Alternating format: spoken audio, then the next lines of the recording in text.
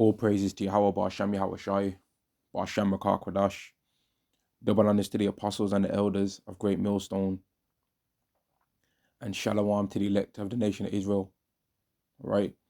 This is going to be a lesson on how when it goes down, right, when all hell breaks loose, when the day of Yahweh's wrath comes, it's going to be equal rights and equal lefts, man. And what that means ultimately is that everyone's going to be on the same level, man. Right? There ain't going to be no one that's exempt from any kind of judgment happening to them. There ain't going to be nowhere where your standing in society can get you out of what's coming, man. Everyone's going to have to stand on what they can do for themselves in that time, right? And also, the charagma is going to be a thing that's going to be for everyone as well, man. The thing that's going to cause for you that everyone's going to have to reject in order to make it into the kingdom of heaven, especially those that are Israelites. The thing that every single Israelite, no matter what your standing in society is, the thing that you have to reject is going to be something that's going to be offered to Israelites of every single type, man.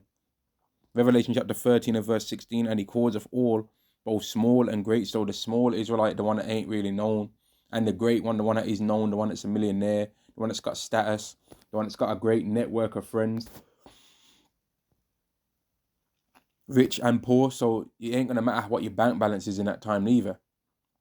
Free and bond, or you was in jail, or you're not in jail, ain't gonna matter. You're gonna be asked to take this too.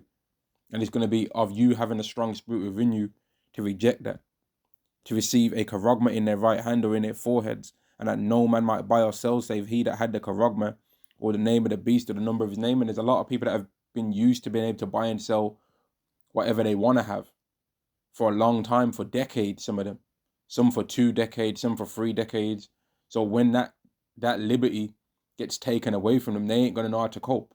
So they're going to run back to the comfort of being able to do that. And the way that they're going to get that comfort is by going to the new payment method, which is going to be the charagma, right? So that's how things are going to be brought to equal in terms of the charagma, but in terms of the chaos that's going to be going on, right? Things are going to be brought to an equal playing field in that way as well, man. And it's not going to matter no more about, oh, I work at Landmark Marketing and I'm making $25,000 every 3 months. That ain't going to matter. Or I make 10 grand a month, so I'm better than you. Or you only work in McDonald's. The McDonald's worker, that's 6'3", 250 pounds, is going to box up in that person that works for that accounting company's face, man, and get the last tin of beans, the last tin of chickpeas on the shelf, and walk out of there, man, like, what? Do something. It's not going to matter where you worked or where you work no more. That's not going to matter. You ain't going to be able to bribe somebody with your money no more. 2 Ezra chapter 15 and verse 14, woe to the world and them that dwell therein, for the sword and their destruction draweth nigh, and one people shall stand up to fight against another, and swords in their hands. For there shall be sedition among men, and invading one another. They shall not regard their kings nor princes, and the course of their actions shall stand in their power. So they ain't going to care what Tony Blair might have to say, or whoever the MP is. Oh, I wonder what the MP's got to say about what's going on. They ain't going to care. They're going to be standing on what they can do for themselves. It's either me or him. It's either me or her. It's either us or them. That's the kind of mindset that's going to take place, man. And when you go to the great RESET document, they mention it on there, and they mention there's a subheading on one of the documents on that file where it says something along the lines of the angels and the angels and demons inside of us, or something like that is called, right? Where they basically say that when times of chaos come, and let me say this, in order for you to find what I'm talking about, if you open up or find a PDF of the great RESET document, right? And I have to say it that way because if I say it straight up, then they'll put they normally put a file underneath the bottom of the video whenever you mention certain keywords, and I don't want them to do that, so I'm saying it that way. The great RESET. When you look that up, and if you type in on the find words section, if you type in angel or you type in demons, you will see where they have this part where they mention where pretty much when times of chaos come, people will justify doing certain things, right? Because the times are not normal. So people will justify things like cannibalism or things like theft or things like prejudice and sticking to a group that looks more similar to you and being more tribalistic or more nationalistic because it's not a normal time. So in an unnormal time, you can do unnormal things. That's the kind of mindset that people have, man. That's the way our people go. And that's in the scriptures where it mentions things like that. Let me get it, right? Let me get where it speaks on those kind of things in the scriptures. Isaiah chapter 13 and verse 15. Everyone that is found shall be thrust through, and everyone that is joined unto them shall fall by the sword. No, that's not what. Salakia, this is, I meant 14 first. And it shall be as the chased roe, and as a sheep that no man taketh up.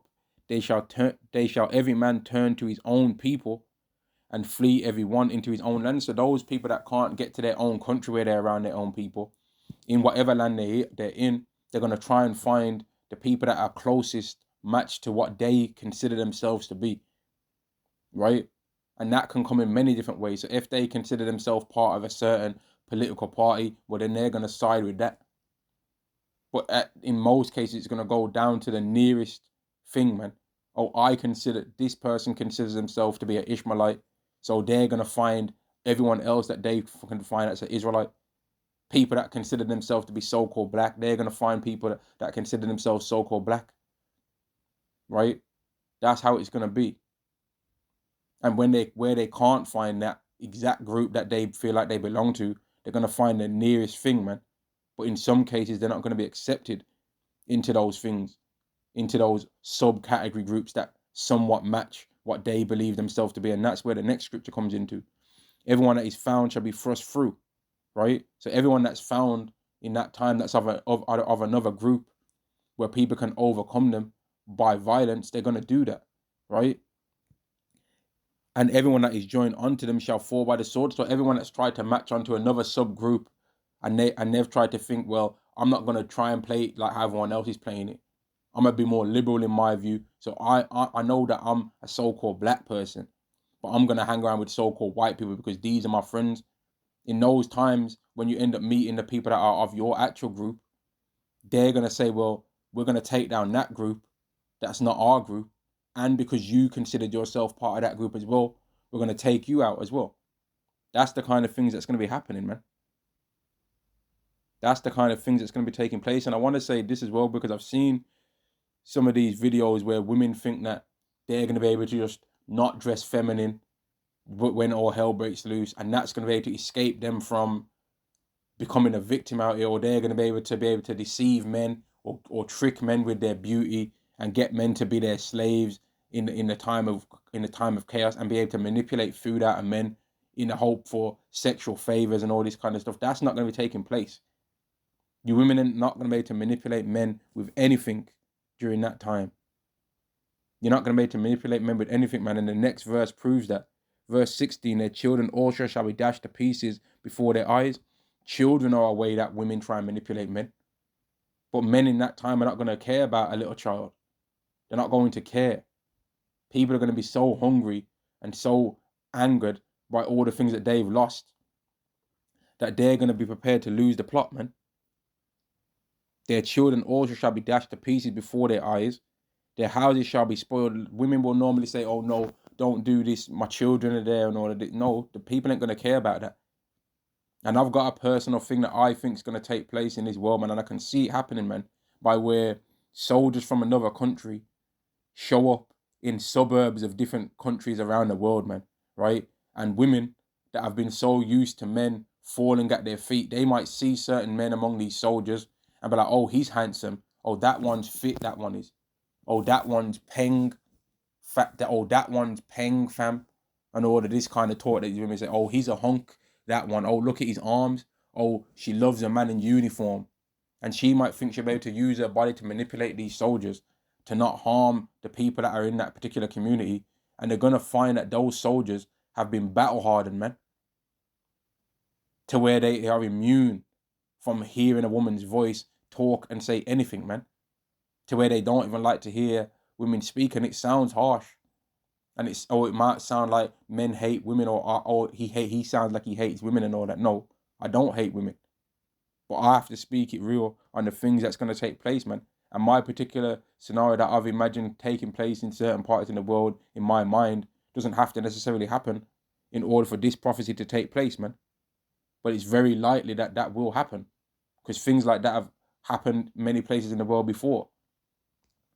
Verse 16, their children also shall be dashed to pieces before their eyes, their houses shall be spoiled, and their wives ravished. So it's not going to be a nice time, man. Everyone that is found is going to be thrust through, and everyone that is joined to them shall fall by the sword. Their children also. So not only are people going to fall by the sword that's found joined onto another group, their children also shall be dashed to pieces before their eyes, so they're going to see it. So that means that in certain situations, people are going to harm people's children first, man. So that they see it. Now, that's a brutal way to go, man. That means that you really want that person to feel pain before they leave the earth, because you want to see them lose their family and still have to deal with that pain, man, knowing that they're going to go as well, which is brutal, man.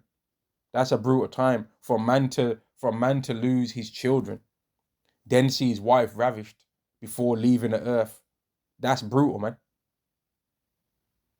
That's brutal. And in that scenario, he'd almost be happy to leave the earth anyway.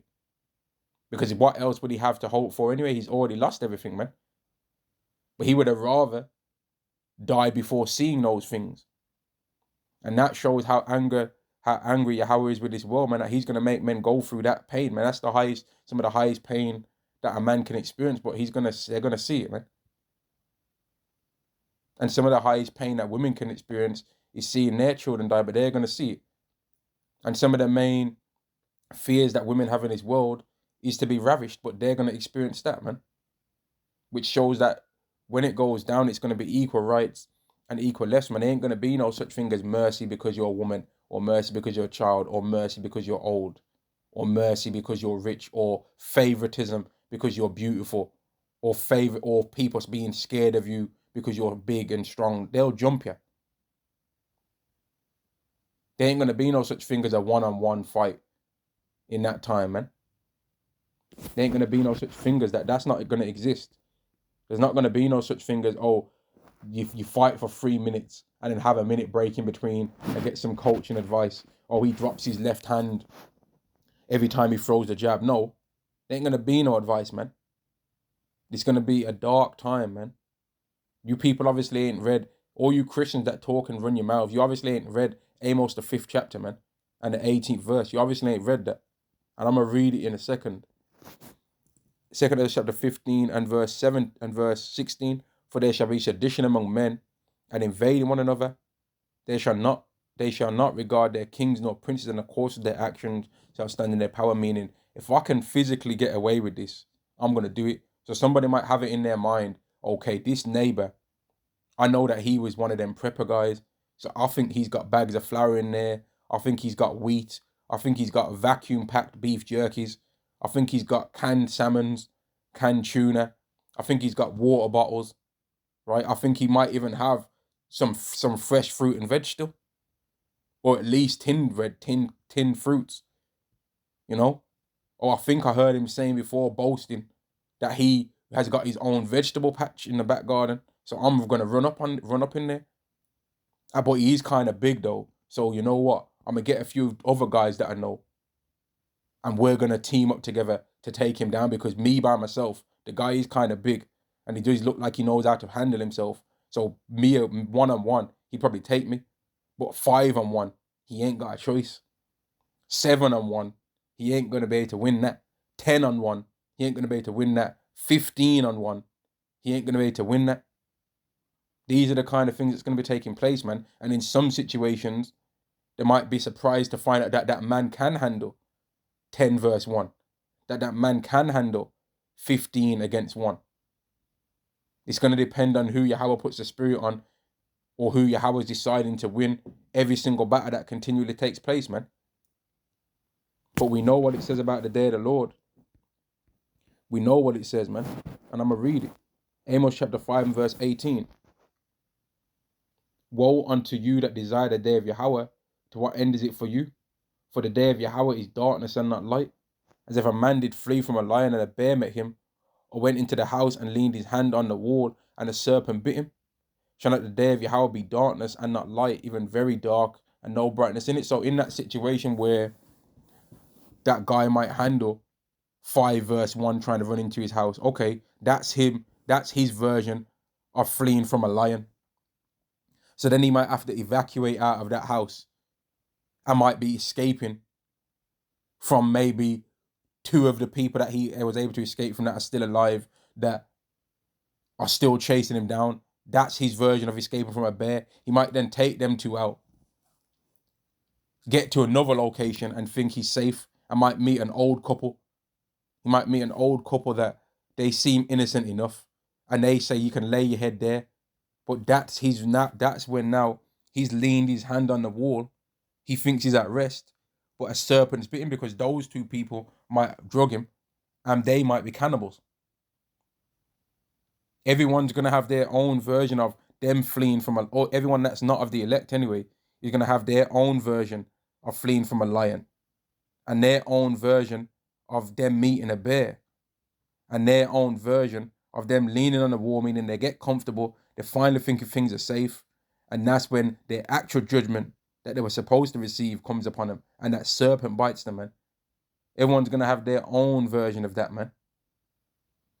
And the serpent is normally the most crafty of ways to go, man. That's going to be the time where they really do think they're at the most ease. And then that's when they're going to go. And women are going to have their own version of that too. They might be getting chased down by a group of men that stink, and then they might think they're safe, and then they might end up escaping from another guy, and then they might meet a guy that they think's handsome. Oh, I can live with this. Oh, I could be with this guy forever. But that guy's an even bigger demon than all the other people that he was getting away from, man. These are the kind of things that are going to be taking place, man. It's going to be equal rights and equal lefts when it goes down, man. There ain't going to be no category of person that's exempt from what's coming.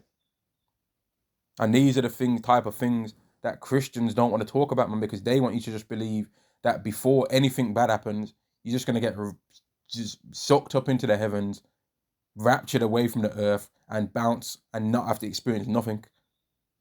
That's what they want you to believe. But when has that ever happened on the earth? Never. That's never happened where people that believe in the Bible have escaped out of judgment taking place. Verse 17, a man shall desire to go into a city and shall not be able so. In the places where you people are in a dangerous zone and you think, well, I've heard that this place is safer, you ain't going to be able to get there. You're going to have to stay where it's dangerous. Or you're going to have to stay in the part that you're in, man. For because of their pride, the city shall be troubled, the houses shall be destroyed, and men shall be afraid. Men are going to be shook, man, because guys, there's like, I saw a video a couple of days ago, man, and it was of Eddie Hall, which for those of you that don't know who Eddie Hall is, that guy is big, man. And he was doing some fighting. He was doing some kickboxing or whatever, some MMA training, right? And he got kicked in his face, which the other dude that kicked him in his face was quite big anyway.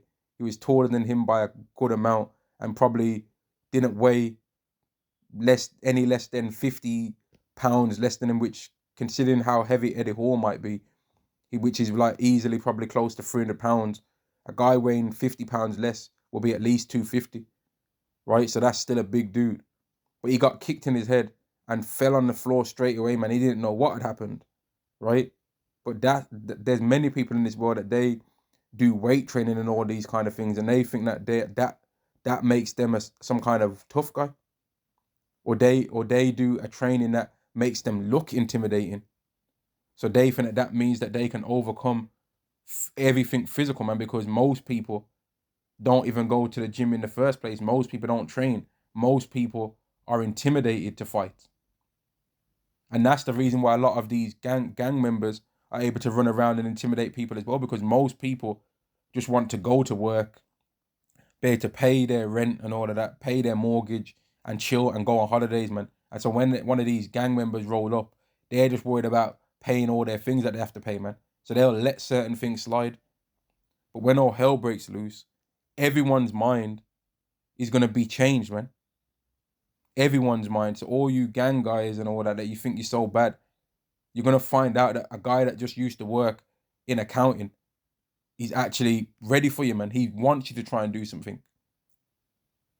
Certain people that might have just been a mechanic and people thought, oh, he was a pushover, you're going to find that actually he's not a pushover. And him working with cars all day and all night and moving heavy car parts around, turning car parts, strengthened his wrists, strengthened his arms, and he's actually more physically gifted than you, who's been wearing your trousers below your ass all the time, eating Dixie chicken, eating Morley's, know what I mean? And occasionally a Nando's or two, but mainly most of your diet's been burgers and fries. You know what I mean? Some of you people are gonna find out that you ain't ready, man. You ain't physically got what it takes. A lot of people are gonna find that, man. And even the ones of you that are physically gifted, you're gonna be scared too, because it's not a time you're gonna be seen as a heavy threat. Some of you guys that look strong. Some of you guys that look strong are gonna be considered a very heavy threat, man. So people are gonna, because they're not gonna trust you, they're gonna team up against you in a lot of cases, man. And unless your Howard's with you, you ain't escaping none of that. That's going to be coming.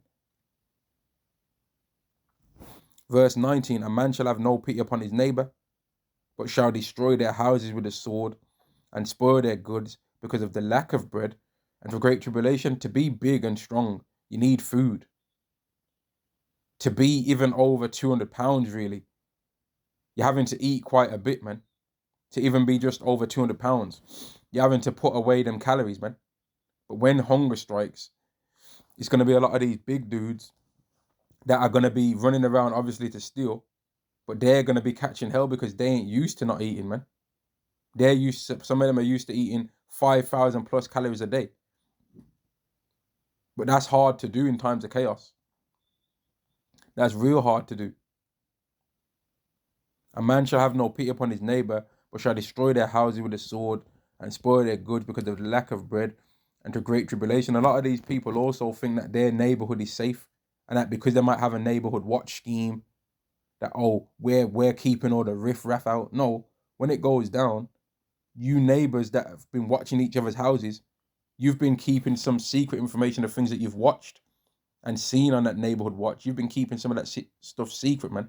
So you know what your neighbors have got and what they ain't got. But you've done it under the disguise of, oh, it's a neighborhood watch scheme. And you neighbors are going to be the riff-raff against yourself in that time, man. You're going to go over seeking food nicely at first. And as things start getting more scarce, then you're going to be like, well, it's us or them. And this is going to happen, man. I know you people don't believe it, some of you, but it's going to happen. It's going to happen, man. I'm going to end the video there. When all hell breaks loose, it's going to be equal rights and equal lefts, man. Right? There ain't going to be no one exempt from what's to come, apart from the elected nation of Israel, which is going to contain men, women, and children. Right? Because despite all the videos that get said about women, there are going to be some women that are going to repent, man, and be genuine in that repentance, along with children as well, man. I'm going to end the video there. Shalom to the elected nation of Israel. Shalom.